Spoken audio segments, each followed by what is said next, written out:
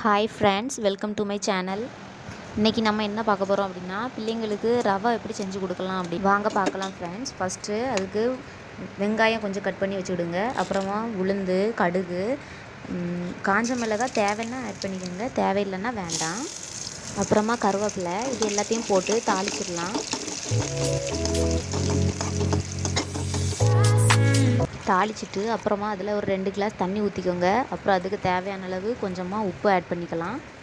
தண்ணி நல்லா கொதித்ததுக்கப்புறமா அதில் நம்ம எடுத்து வச்சுருக்க ரவையையும் சேர்த்து அதே நல்லா கிண்டி விட்டுருங்க. உங்கள் பிள்ளைங்களுக்கு இனிப்பு பிடிக்கும் அப்படின்னா அதில் கொஞ்சமாக நாட்டு சர்க்கரையும் ஆட் பண்ணிக்கோங்க. என் பையன் இனிப்பு தான் சாப்பிடுவான், அதனால தான் நாட்டு சர்க்கரை ஆட் பண்ணியிருக்கேன்.